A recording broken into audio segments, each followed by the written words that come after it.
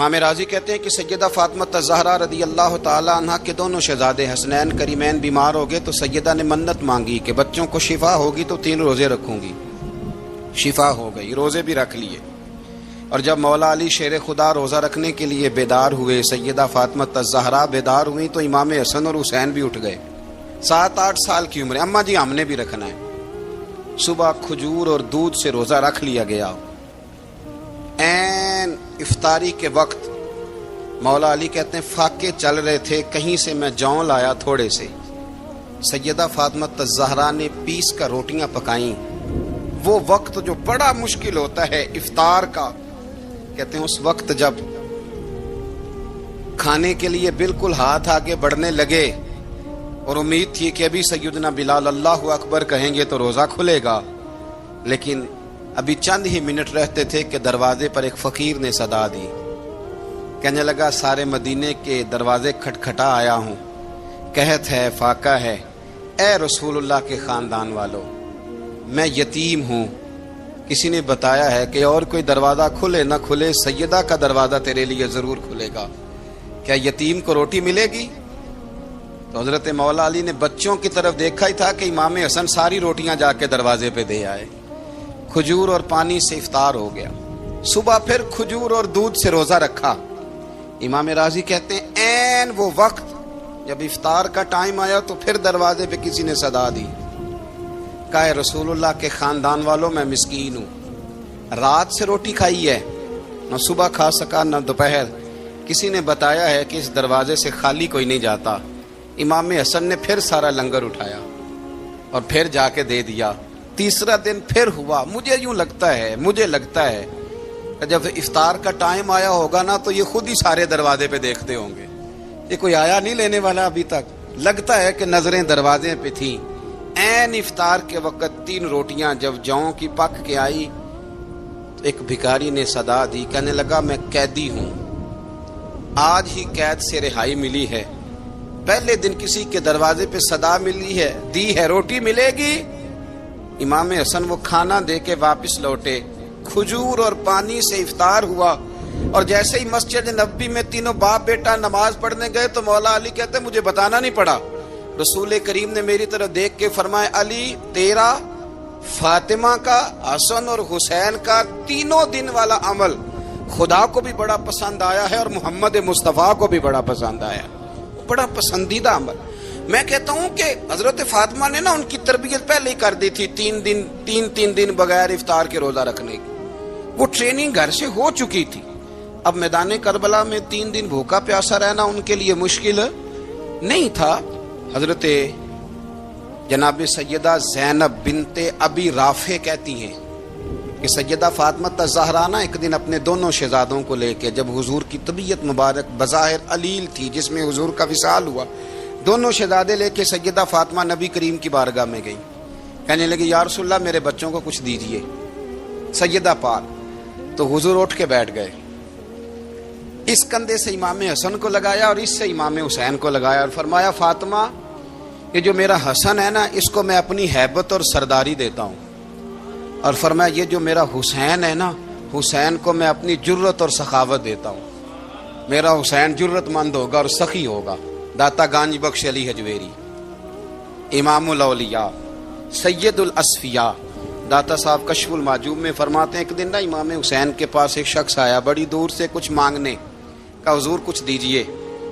وہ شخص کہتا ہے کہ میرا ظرف یہ تھا کہ 4-5 دینار ملیں گے. تو امام حسین فرمانے لگے تھوڑی دیر بیٹھ جا، رزق آ رہا ہے.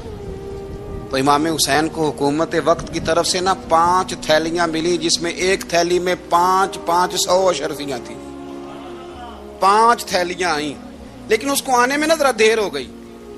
وہ 5 تھیلیاں جب آئی نا تو امام حسین اس کی طرف 5 تھیلیاں بڑھا کے نا، ذرا دیکھنا میری طرف غور سے، 5 تھیلیاں بڑھا کے نا تو فرمانے لگے میاں جتنا تجھے انتظار کرایا نا اتنی ہم تیری حاجت پوری نہیں کر سکے. تو یہ نہ محسوس کرنا کہ حسین کے دروازے پہ بیٹھا بھی رہا ہوں تو ملا کیا ہے. یہ نہ محسوس کرنا. وہ شخص کہتا ہے جب میں نے وہ تھیلیاں کھولی اور پھر میری نظر امام حسین پہ پڑی تو میرے اندر سے آواز آئی اگر حسین ابن علی اتنے سخی ہیں تو محمد عربی کتنے سخی ہو. اگر یہ معیار ان کا ہے، ان کا یہ معیار ہے، اور خود بھیک دیں، خود ہی کہیں منگتے کا بھلا ہو، خود کہنے لگے جتنا انتظار کرایا ہے اتنی تیری مدد کر سکے، یہ سخاوت کا معیار تھا، یہ طریقہ تھا۔ ایک دفعہ سیدنا امام حسین رضی اللہ تعالیٰ عنہ کے گھر کے اندر 5000 دینار آئے، مسجد میں تھے، آپ کو 5000 دینار ملے تو امام زین العابدین کہتے ہیں کہ مسجد سے لے کر گھر آنے تک امام حسین نے 5 کے 5000 اللہ کے رستے میں خیرات کر دی۔ فرماتے میں نے کہا ابا جی 5 دینار کی گھر میں ضرورت تھی، مالاں والے سخی نہیں ہوندے تے سخیاں کل مال نہیں ہوندا، ایتھے اوتھے دوویں جہانی سخی کنگال نہیں ہوندا۔ کہا ابا جی 5 دینار کی گھر میں ضرورت تھی، تو کہتے ہیں مجھے فرمانے لگے بیٹا یہ جن کو میں نے دیا ہے نا یہ گھر کے لیے ہی دیا ہے، یہ گھر کے لیے ہی دیا ہے، جن کو دیا ہے تمہارا کیا خیال ہے یہ باہر خرچ ہوا ہے، یہ گھر کے لیے ہی ہے۔ اس لیے کہ جب انسان دوسروں پر شفقت کرتا ہے تو اللہ اس کے گھر پہ رحمت فرماتا ہے۔ امام حسین کے مزاج میں پہلی بات میں نے ذوق عبادت کی عرض کی، دوسری بات عرض کر رہا ہوں کہ صحابہ حضرت اسامہ بن زید بڑے پیارے ہیں میرے نبی کریم کے، بڑے پیارے۔ حضرت اسامہ بن زید کے بارے میں سیدہ عائشہ صدیقہ فرماتی ہیں ان کے ناک سے اگر رینٹھ نکلتی تھی تو اللہ کے رسول اپنے دستے مبارک سے صاف کر دیتے تھے، اور سرکار فرماتے تھے کہ اگر اسامہ لڑکی ہوتا نا، ان کے غلام کے بیٹے تھے حضرت زید بن عمرو، اگر یہ لڑکی ہوتا میں اسے زیور پہناتا۔ بڑے پیارے تھے، لیکن جب ان کا آخری وقت آیا نا تو 60,000 دینار کا قرضہ تھا، رشتہ داروں سے کہا، دوستوں سے کہا، یاروں سے کہا، پر قرض ادا نہیں ہو رہا تھا۔ حضرت اسامہ بن زید کہتے ہیں بڑا پریشان تھا۔ جب حد ہو گئی نا تو حضرت اسامہ بن زید فرمانے لگے جاؤ کوئی حسین ابن علی کو خبر کرو، ان سے کہو میں نا غلام ہوں آپ کے نانا کا، مقروض دنیا سے چلا گیا تو کیا بنے گا۔ امام حسین کو خبر ملی تو دوڑے آئے۔ لاجپال اس پیر کو نہیں کہتے جو تگڑا نذرانہ لے کے تو ماتھا چوم لے، لاجپال تو اس کو کہتے ہیں کہ جب ضرورت پڑے تو وہ سر پہ موجود ہو۔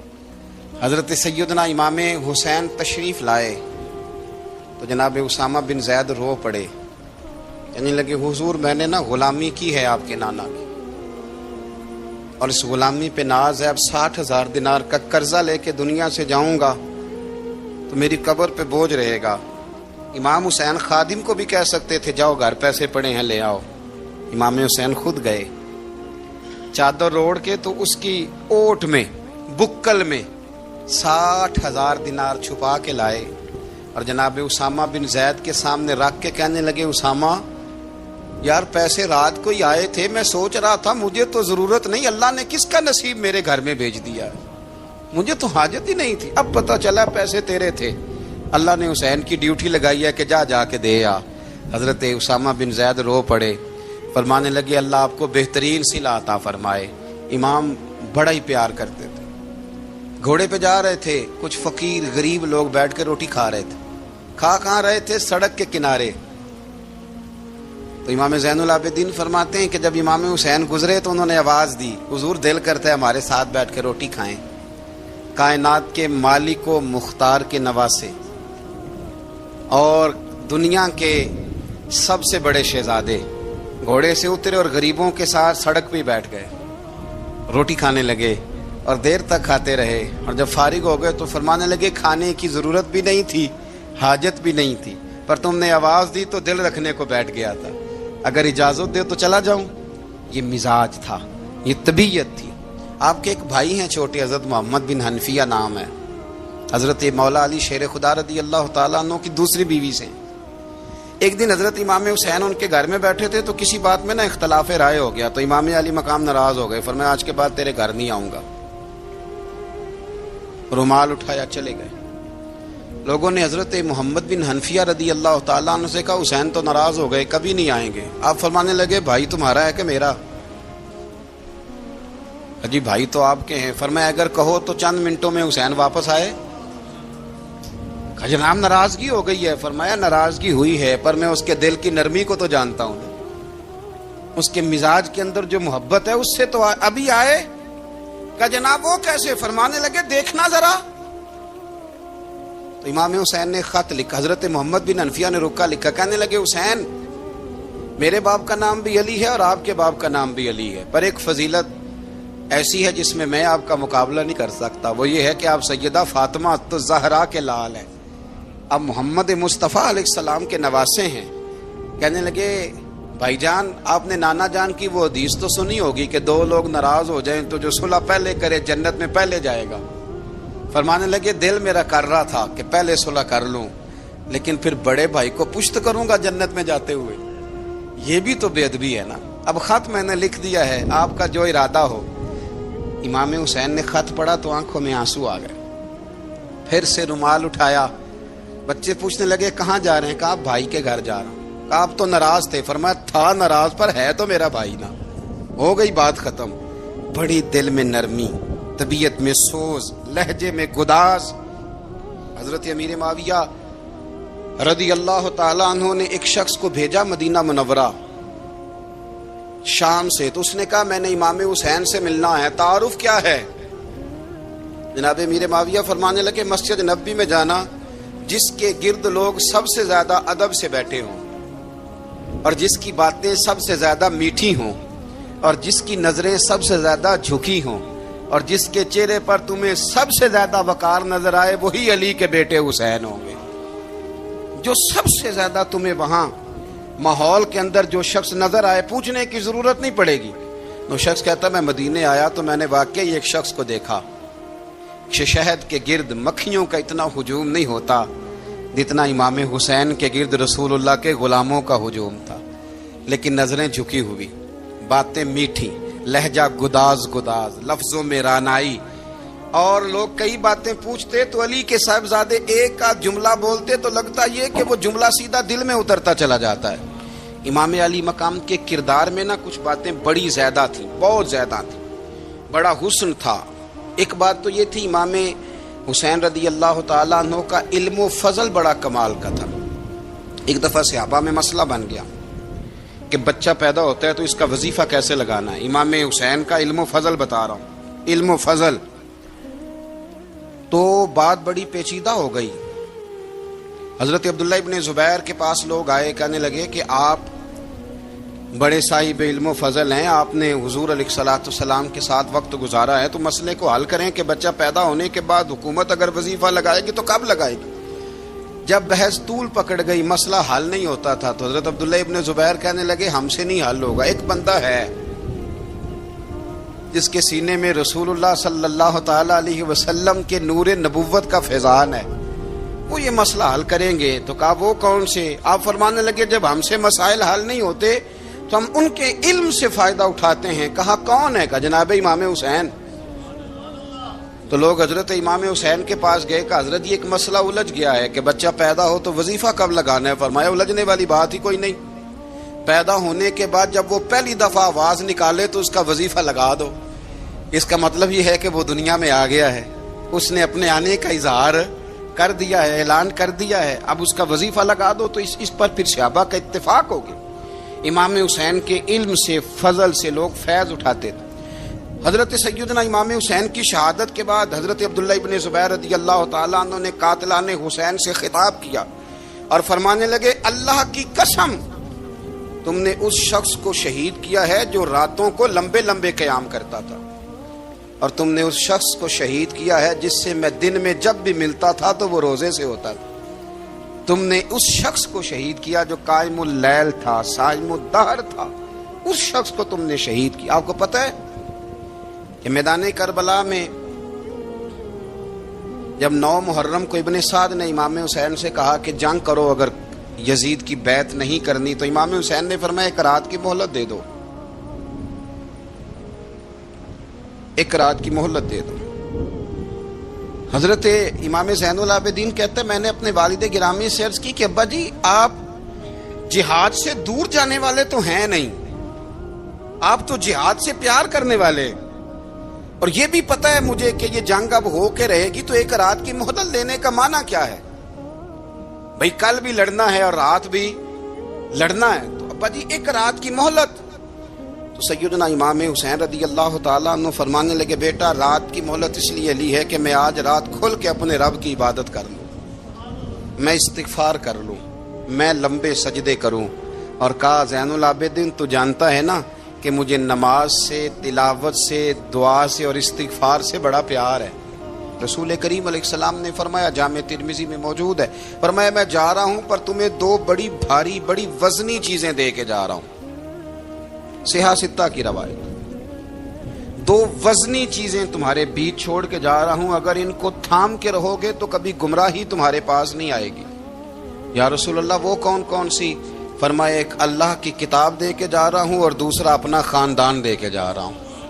اگر اہل بیت نبوت کو تھامے رہو گے، ہمارے بزرگوں نے لکھا ہے کہ یہ جو حضور نے کتاب اللہ اور پھر اپنی اہل بیت کا تذکرہ فرمایا تو اس کا مطلب یہ ہے کہ تھیوری دیکھنی ہوئی تو قرآن دیکھنا، اور پریکٹیکل دیکھنا ہوا تو علی اور فاطمہ کو دیکھنا، حسن اور حسین کو دیکھنا، ان کو دیکھنا۔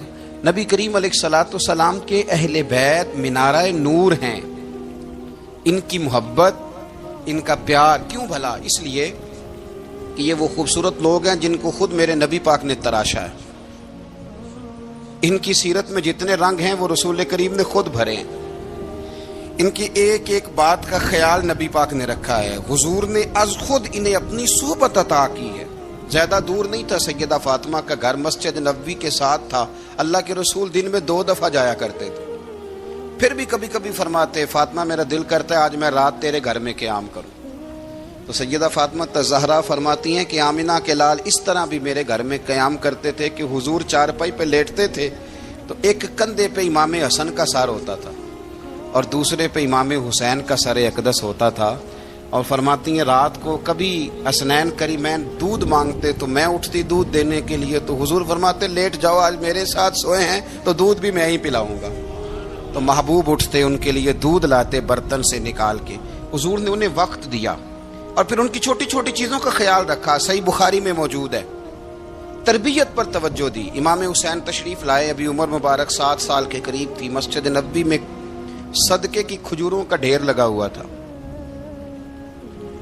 چھوٹا بچہ جو ہوتا ہے نابالغ، اس پر شریعت کے احکامات نہیں آتے، صدقے کی کھجوروں کا ڈھیر تھا مسجد نبوی میں۔ یہ تربیت ہے، یہ ٹریننگ ہے جو اللہ کے محبوب نے خود انہیں عطا فرمائی۔ صدقے کی کھجوروں کا ڈھیر تھا، امام حسین حضور کے ساتھ آئے تو امام علی مقام نے ایک کھجور اٹھا کے منہ میں رکھ لی۔ شارحین نے لکھا ہے لگتا یہ ہے کہ کئی دنوں کی بھوک تھی، کیونکہ یہ فاقہ اہل بیت کا بڑا محبوب ہے، مجبور نہیں تھے، وہ تو خزانوں کے مالک تھے، پر غریبوں سے محبت کی وجہ سے فاقے کیا کرتے تھے، یہ ان کی پسند ہے فاقہ کرنا۔ تو ایک کھجور امام علی مقام نے رکھ لی تو اللہ کے رسول نے گلے میں انگلی ڈال کے نکال دی، تو فرمایا حسین یہ صدقہ ہے، یہ میری اہل بیت کے لیے درست نہیں ہے۔ حضور نے خود تربیت کی، اور پھر سیدہ فاطمہ الزہرا نے نا اپنے بچوں کو تراشا، ان پر محنت کی۔ میں اکثر گزارش کرتا ہوں دوستوں سے، میں کہتا ہوں کربلا کا واقعہ کوئی حادثاتی نہیں ہے، اس کے پیچھے پوری ایک لاجک ہے، اس کے پیچھے پورا ایک فلسفہ ہے۔ ایسے ہی کوئی آدمی 3 دن بھوکا پیاسا رہ سکتا ہے؟ کسی آدمی کو صبح اس نے کھانا کھایا اور شام تک کھانا نہ ملے تو ٹانگیں کانپتی ہیں۔ رمضان المبارک میں عبادت کی نیت سے روزہ رکھنے والے بھی شام کو بڑے پریشان ہو جاتے، اور مسلسل 3 دن کھانا نہ کھایا جائے اور پانی نہ پیا جائے، اور حال یہ ہے کہ وہی آدمی تلوار لے کے میدان میں نکلے اور اس کی حالت یہ ہو کہ لوگ اس کے آگے دوڑنا شروع کر دیں، ہزاروں کی فوجیں تاب نہ لا سکیں۔ علی کا گھر بھی وہ گھر ہے کہ جس گھر کا ہر ایک بچہ جسے دیکھو وہی شیر خدا معلوم ہوتا ہے۔ یہ کوئی آسان ہے؟ اس کے پیچھے پوری ایک اس کے پیچھے فلسفہ ہے۔ امام راضی کی تفسیر کبیر دیکھیے گا، حضرت امام حسین کی وہ شخصیت تھی کہ مشکات میں حدیث ہے، نبی پاک صلی اللہ تعالی علیہ وسلم کی چچی جناب ام فضل صبح صبح گھبرائی حضور کی بارگاہ میں آئیں، عرض کی یا رسول اللہ صلی اللہ علیہ وسلم آج میں نے عجیب خواب دیکھا ہے، میں ڈر گئی ہوں۔ حضور نے فرمایا چچی کیا دیکھا؟ عرض کی حضور میں نے دیکھا ہے کہ آپ کے وجود کا گوشت کا ایک ٹکڑا کٹ کے میری جھولی میں آ گیا ہے۔ حضور یہ کیا ہے؟ تو محبوب خواب سن کے مسکرائے، فرمایا چچی یہ پریشانی والا خواب نہیں، یہ تو خوشی والا خواب ہے، اللہ فاطمہ کو بیٹا عطا کرے گا اور وہ تیری گود میں کھیلا کرے گا، چونکہ وہ میرے وجود کا ٹکڑا ہوگا لہذا خواب تجھے یہ آئی ہے۔ تو امام حسین پیدا ہوئے، امام حسن کی عمر ابھی 11 مہینے تھی، تو نبی پاک نے امام حسین کو جناب ام فضل اپنی چچی کی گود میں دے دیا کہ فاطمہ کے لیے دونوں بچے سنبھالنا مشکل ہوگا. وہ خواب اس طرح پوری ہوئی. امام حسین سے حضور نے بڑا پیار کیا, بڑی محبت فرمائی نبی پاک سے. کچھ حدیثیں میں نے جمعے میں عرض کی تھیں. حضرت ابو ہریرہ رضی اللہ تعالیٰ عنہ کہتے ہیں یہ واحد بچہ تھا حضور کے گھرانے کا کہ میں نے دیکھا کہ نبی پاک صلی اللہ علیہ وسلم بیٹھے تھے تو یہ حضور سے کہہ رہے ہیں, نبی پاک سے, کہ نانا جی اٹھ کے کھڑے ہو. کہتے ہیں حضور کھڑے ہو گئے تو کہنے لگے میں نے آپ کے برابر جانا ہے. بچے جو مرضی ضد کر لیتے ہیں نا. قد چھوٹا تھا, عمر 7.5 سال تھی. کہنے لگے نانا میں نے برابر جانا ہے. تو نبی پاک صلی اللہ علیہ وسلم نے ہاتھ پکڑ لیے, فرمایا چل پھر ہو جا برابر. تو حضرت ابو ہریرہ کہتے ہیں انہوں نے, حضور نے ہاتھ پکڑے, اوپر کھینچا تو امام حسین نے پہلے اپنے پیر حضور کے گھٹنوں پہ رکھے, پھر نبی پاک کے سینے پہ رکھے, اور جب ان کا قد سر تھوڑا سا حضور سے اونچا ہو گیا تو محبوب فرمانے لگے چل بس کر, تو نے تو کہا تھا آپ کے برابر ہونا ہے, تو اوپر نکل گیا ہے, چل بس کر. فرماتے پھر امام حسین نے زبان باہر نکالی تو محبوب ان کی زبان چوسنے لگے, پھر ساتھ لٹا لیا اور انہیں سونگنے لگے. تو میں نے عرض کی حضور آپ حسین کو سونگتے کیوں ہیں؟ تو فرمایا ابو ہریرہ مجھے حسین کے وجود سے جنت کی خوشبو آتی ہے, مجھے حسین کے وجود سے جنت کی. ایک دن حضور گزر رہے تھے. اصل اس طرح تھا کہ یہ نبی پاک کا حجرہ تھا.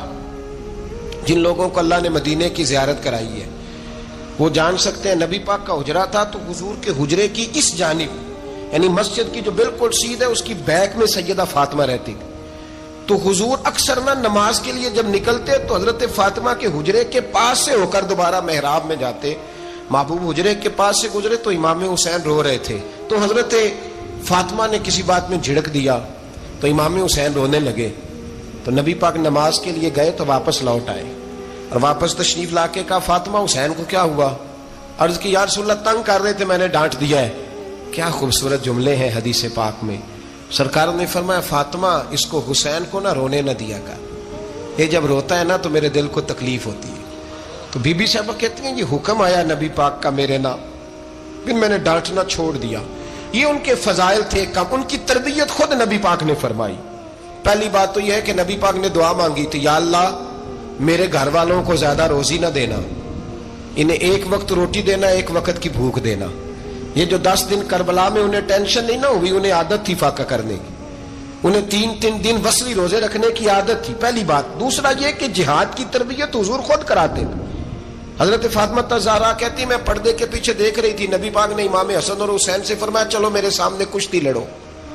تو دونوں حضرات آپس میں جب کشتی لڑنے لگے تو نبی پاک نا امام حسن کو کہتے ہیں حسن حسین کو ٹانگوں سے پکڑو, حسن حسین کو پیچھے سے پکڑو.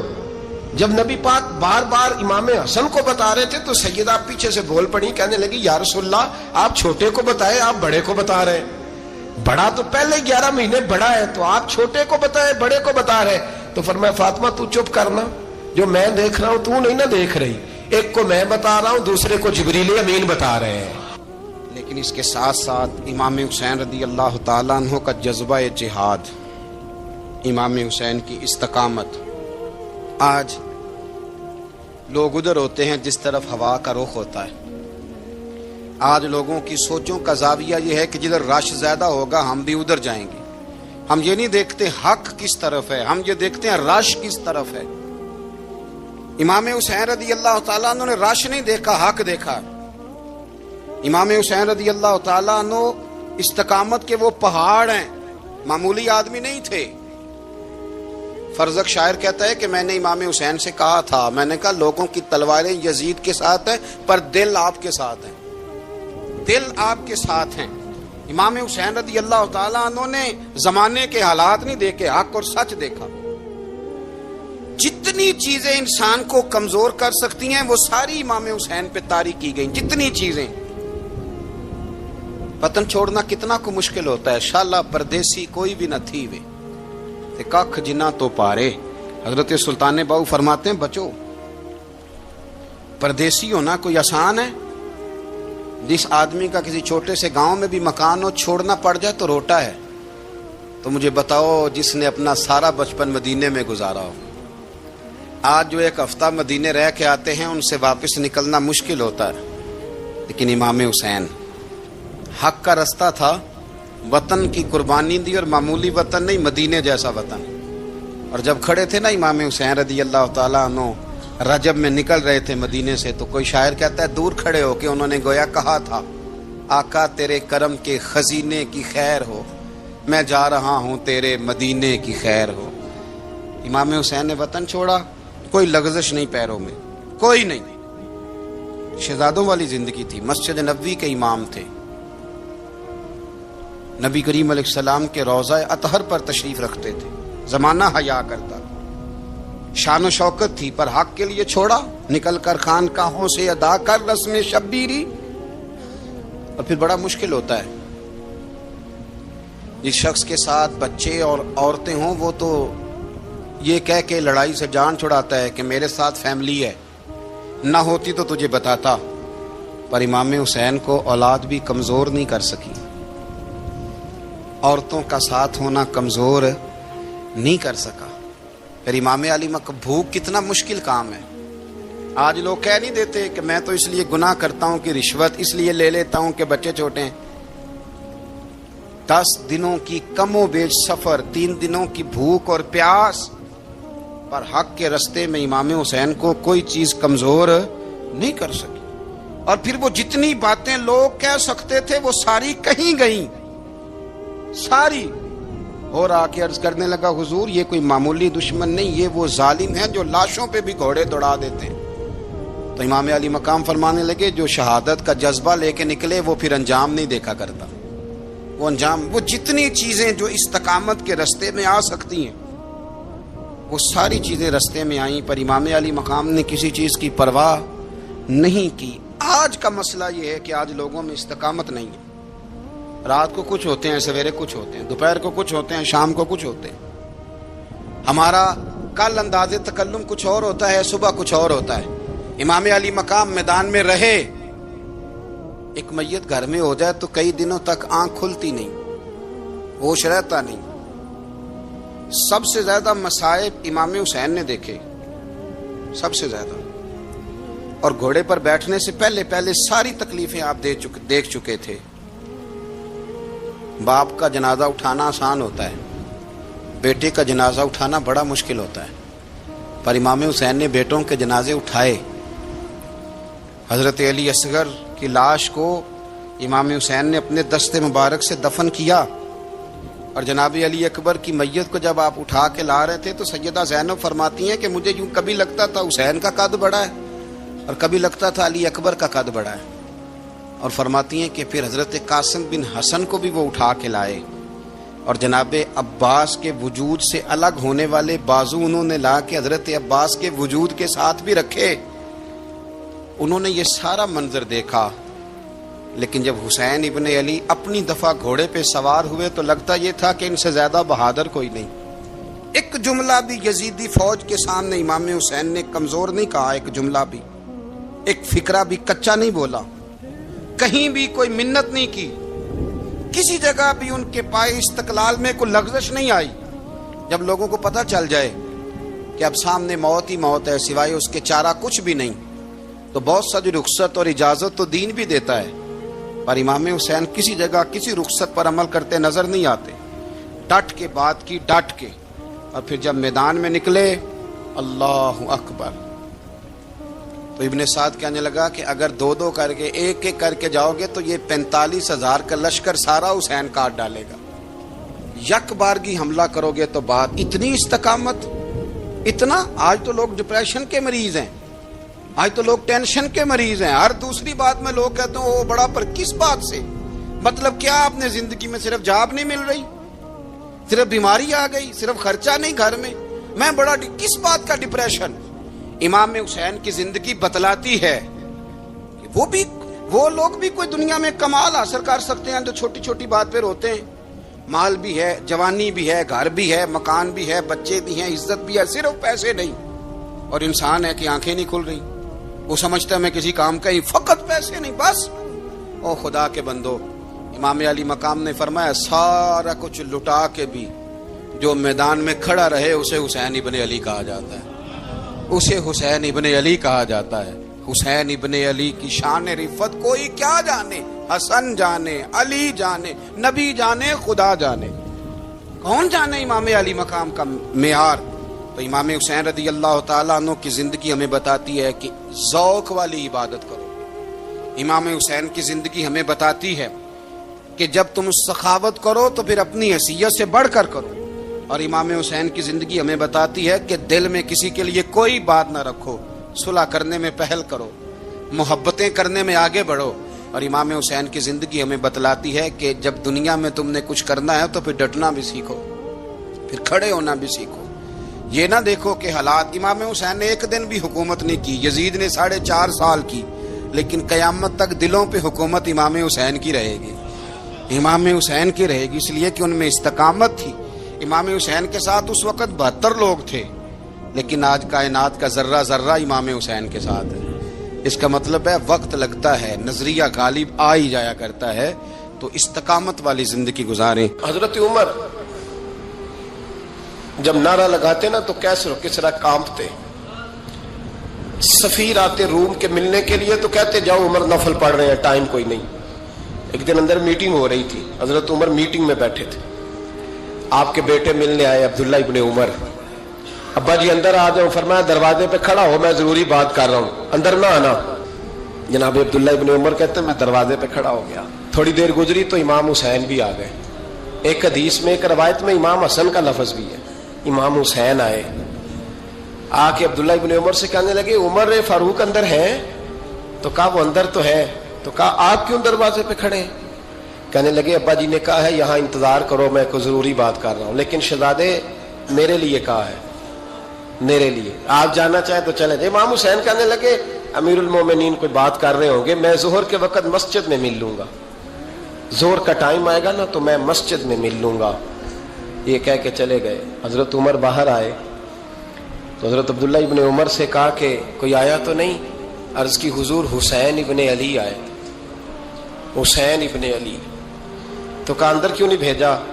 کہا میں نے کہا تھا بے شک چلے جائیں، لیکن وہ کہہ رہے تھے کہ میں ظہر کے وقت مسجد میں مل لوں گا۔ تو سیدنا عمر فاروق فرمانے لگے عبداللہ تجھے تیری مار ہوئے، حسین کو کیوں واپس بھیجا؟ پھر عمر دنیا داروں کے سامنے ڈٹنا، کھڑا ہونا عمر پہ ختم ہے، لیکن جو اندر کی بات ہے نا، روح کی، جو عقیدت کی بات ہے، جو وفا کا رشتہ ہے، اس کو کون سمجھے؟ یہ جو روح کی مجبوریاں ہیں، یہ جو وفا کی مجبوریاں ہیں، اسے لوگ کیا سمجھیں؟ انہیں کیا پتا کہ مرشد کے بیٹے کے پیر چومنے میں حسن کیا ہوتا ہے؟ انہیں کیا پتا کہ جب استاد کا بیٹا گھر میں آتا ہے تو دل کرتا ہے مکان بیچ کے اسے دے دیں، اس کے باپ کی نیکیاں بڑی ہیں۔ جناب عمر فاروق دوڑے گئے، امام حسین کے دروازے پہ دستک دی، امام حسین باہر، کہا شہزادے یار ملنے آئے تھے، بغیر ملے کیوں آ گئے؟ عرض کی کہ آپ مصروف تھے، آپ کے اپنے بیٹے بھی دروازے پہ کھڑے تھے، تو میں واپس آ گیا۔